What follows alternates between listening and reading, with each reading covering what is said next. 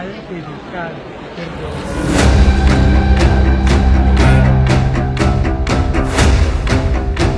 Es un espíritu. Jesús es una persona, es un hombre.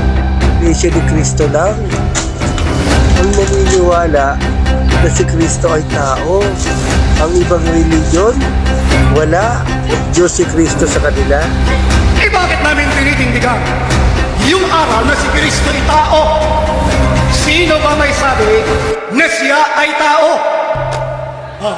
Juan 8:40. Sabi ni Kristo, dapat na ipinagsisikapan ninyo kong patayin na tao sa inyong nagsaysay ng katotohanan na ating narinig sa Diyos.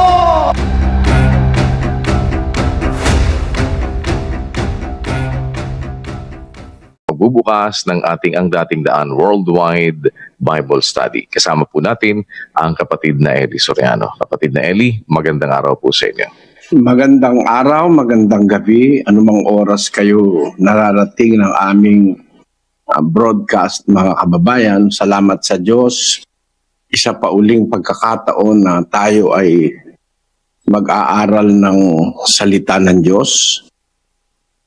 At uulitin ko ang ating layunin, magtuwid ng mali, mag-alis ng gusot ng mga nagkakakontra-kontrang aral ng mga iba't ibang relihiyon. Pero tayo, magpapakita tayo ng mga lehitimong ebidensya na sa intensyong maituwid yung mali, hindi para manira ng kapwa. Kaya lahat po kayo ay aming inaanyayahan sa ating gagawing pag-aaral ngayong araw na ito. Nakita natin sa nakaraan ang ating Panginoong Hesukristo kung susuriin natin ang mga aral, mga talata, mga matatandang manuskrito ng Biblia, hindi makakalusot yung aral na si Kristo ay tao lang at kahit ano'y walang pagka-Diyos, kahit kapiraso. Kahit daw pagka-Diyos na kapiraso, wala si Kristo. Doon sa Pampanga yung nakausap ko. Ang saksi ko yung mga kapatid sa Pampanga. Ngayon, ang ating layunin, gaya nung hindi nila binabasa na si Kristo tinatawag na monogenes theos, bugtong na Diyos. Yung hindi nila binabasa na God was manifest in the flesh. O, Diyos ay nahayag sa laman. Hindi nila binabasa yan eh. Tinatago nila yan sa kanilang mga miyembro. Bawal magbasa ng Biblia ang miyembro. Tanungin nyo yung matatandang miyembro. Kasi pag nagbasa kayo ng Biblia, makaka-encounter kayo ng mga talata na mag-aano sa inyo, magbubukas ng inyong kaisipan para magduda. Pero maraming panghihilot na ginagawa sila para palabasing si Kristo ay tao. Ang nakakapagtaka sa isang nag-iisip, sabi nila, iisa lang ang Diyos. Isang-isa lang. Hindi nila sinasabi yung konsekwensya at panahon at sitwasyon kung ba't sinabing isa ang Diyos. Basta isa ang Diyos, kaya si Kristo papatak tao. Sabi ko nga, kung isa ang Diyos, ang Espiritu Santo ano? Hindi Diyos. Ba't hindi nyo sinasabing tao? O hindi nyo sinasabing ang Espiritu Santo ay anghel? Wala silang definite na aral sa person ng Holy Spirit. Kasi kung makatwiran ng pagsusuri, dapat meron kayong stand kung ano ang Holy Spirit. Anong klase siyang espiritu? Meron ba siyang divinity o pagka-Diyos o theotes o wala? ano stand sa Espiritu Santo? Mag-isip kayo kung ano stand ninyo. Bakit pagdating kay Kristo, como isa lang ang Diyos, tao na si Kristo? Ba't hindi ba pwedeng si Kristo maging anghel o maging anuman na hindi lang tao basta? Kasi ganun ang takbo ng thinking ng mga miyembrong naturuan ng mga pastor. Kung ang Diyos isa lang, kaya tao si Kristo, bakit kung ang Diyos isa lang? Ano ang Espiritu Santo? Ano siyang klaseng Espiritu? Siya ba'y saan ibibilang na Espiritu? Siya ba'y Diyos o ano pa? O anghel o ano pa? Isa pa, mga kababayan, bakit hindi binabasa na ang Diyos nanganak? Ikaw ay aking anak.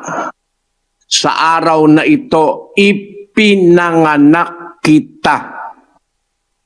Yung salitang ipinanganak doon, hindi ipinanganak sa bunganga. Hindi ipinanganak na salita lang. Hindi ganon. Yung salitang ginamit na ipinanganak kita, yung act of, parang act ng panganganak ng isang babae. Nanggaling sa kanya. Yung salitang yaulad, to bear young, causatively to beget, ipinanganak kita. At ang ginamit na salita sa Bagong Tipan, yung sa Grego, sa araw na ito ay ipinanganak kita, ay yung salitang Grego na pakilagay mo sa screen, genao. Genao. To procreate properly of the Father. No? Genao. Figuratively, to regenerate, bear, beget, be born. Yung salitang Hebreo na yaulad at yung salitang Grego na genao ay magkasinonimo ng kahulugan. Bakit hindi yan pinapaliwanag na ang nanganak ang ama? Meron siyang ipinanganak. Ikaw ay aking anak. Sa araw na ito, ipinanganak kita. Thou art my son. This day have I begotten thee. 2:7 ng awit. No? Hebreo 5:5, ang daing talata Tapos Hebreo 1:4 hanggang 6. Yang makikita nyo yung mga talata na yan na talagang nanganak ang ama. Pero pinag-ukulan ba yan ang pansin? O sumangguni man lang ba sa matatandang kasulatan? Para wag nang pag-ukulan ng pansin, para wag nang mabuko. No? Yun namang mga scholar daw nila, bakit naman kaya kung totoo kayo sa puso nyo na kumikilala kayo sa salita ng Diyos, ba't wala kayong pag-aaral na ginawa dito sa salitang ipinanganak kita, sabi ng Ama. Sa araw na ito, ipinanganak kita. Yun. Ba't hindi nyo pinag-ukulan yan ang pagsusuri? Ba't hindi nyo pinag-ukulan yung pagsusuri, yung 1:18 ng Juan, na siya'y nasa sinapupunan ng Ama bilang bugtong na Diyos, monogenes Theos. Tandaan nyo, ang pagkakatranslate sa Tagalog, monogenes Huios, o bugtong na anak. Pero ang nasa mga manuskrito ay monogenes Theos. Bakit hindi pinag-ukulan ng pansin? Sa hiligay nun din ng pagkakatranslate, lagay mo nga yung hiligay nun. Sabi, wala gid sing tawo nga nakakita sa Dios, ang bugtong nga Dios nga yara sa sabak sang amay, nagpahayag siya sa iya. Ang liwanag. Paano kaya nila binaluktot ito sa hiligay nun? ang mga Bisayang miyembro ay maniwalang tao si Kristo. Ang isa pang kapansin-pansin, mga kapatid, sa 20:28 ng Gawa, bakit hindi nyo binabasa yung nasa Greek na ang nakalagay, Ecclesian Tuoteo, Iglesia ng Diyos. Iglesia ng Diyos. Ang nakalagay po sa Grego, Iglesia ng Diyos, na binili niya ng kanyang sariling dugo. Bakit pagdating dyan sa 20:28, kay Lamsa sila gumagamit? Dahil nagkamali si Lamsa ng kanyang thinking na ang iglesia ay kay Kristo. Kaya pinalitan niya yung nakasulat sa Grego, at yan pong kay Lamsa, yan galing sa Aramaikong sinasabing Peshitta. Ano po yan? Hindi yan ang original na manuscript ng pagkakasulat sa Gawa na 20:28. Kung magsusuri ka, totoo ka sa sarili mo, ang sumulat ng Gawa si Lucas. Si Lucas po Grego, ayon sa Biblia. Ang sinulatan niya ay si Teofilo. Sa pangalan pa lang, si Teofilo, Grego rin. Kasi yung Teofilo, galing sa salitang Theos na kaibigan ng Diyos o mahal ng Diyos, yung Teofilo. A friend of God. Si Teofilo po, Grego. Si Lucas na sumulat sa Gawa, Grego rin.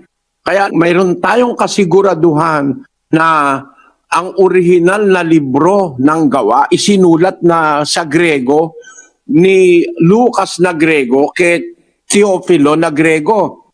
Kaya ang orihinal niyan, sa orihinal na pagkasulat ni Lucas, Grego yan.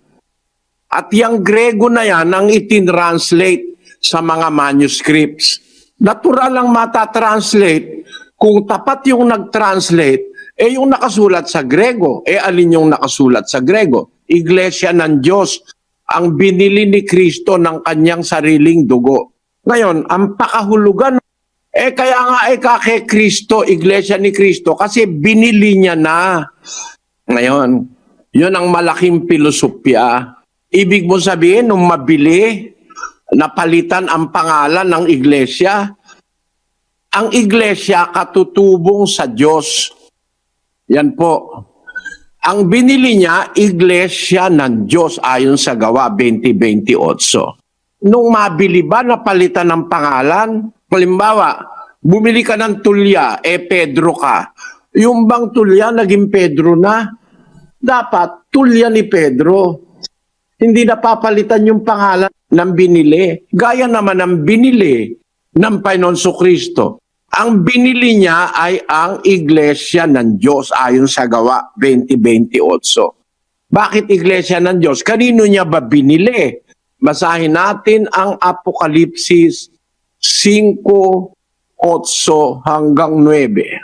At pagkakuha niya ng aklat, ang 4 na nilalang na buhay at ang 24 na matatanda ay nangagpatira pa sa harapan ng kordero, na ang bawat isa'y may alpa at mga mangkok na ginto na puno ng kabangyan, na siyang mga panalangin ng mga banal. At sila'y nangag-aawitan ng isang bagong awit na nagsasabi, ikaw ang karapat-dapat na kumuha ng aklat at magbukas ng mga tatak nito, sapagkat ikaw ay pinatay at binili mo sa Diyos ng iyong dugo ang mga tao sa bawat angkan at wika at bayan at bansa. Kanino ba binili? Binili mo sa Diyos. Sa Diyos yun Binili niya sa Diyos. Ang binili niya, yung kasalanan ng mga tao sa pamamagitan ng kanyang dugo. Ang pambayad niya, yung kanyang dugo, yung kanyang sakripisyo, nabili niya ang kasalanan ng mga tao. Ibig sabihin nun, tinubos niya, tinumbasan niya ng halaga ng kanyang dugo ang kasalanan ng mga tao. Kaya sabi, binili mo sa Diyos ng iyong dugo, mga kapatid. Ang sabi sa Biblia. Kaya kanino binili? Sa Diyos. Originalmente, sa Diyos naman talaga yung mga tao na yun eh. Basahin natin ang Juan, Kapitulo 17, versikulo 10, mga kapatid. Pakinggan nyo. At ang lahat ng mga bagay ay iyo, at ang mga iyo ay akin, at ako'y lumuluwalhati sa kanila. 11. At wala na ako sa sanglibutan, at ang mga ito ay nasa sanglibutan, at ako'y paririyan sa iyo. Amang banal, ingatan mo sila sa iyong pangalan, yaong mga ibinigay mo sa akin, upang sila'y maging isa na gaya naman natin. Ang liwaliwanag, ang lahat ng bagay, Ama, iyo. Ang iyo ay akin. Ako'y lumuluwalhati sa kanila, sabi niya. Tapos sa 11, wala na ako sa sanlibutan, paakyat na kasi siya. Ang mga ito nasa sanlibutan, ako'y paririyan sa iyo, Amang banal. Ingatan mo sila sa iyong pangalan,